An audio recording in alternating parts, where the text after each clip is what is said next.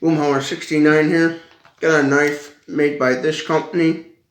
Bought it off from Amazon.com. Comes with this little protective sheath case. Here's the actual knife itself. Here's the back side of the knife. This is a black finish stainless steel made in China blade. Here's what it looks like fully extended out. Here's a close-up of the handle and blade. The handle is made out of aluminum.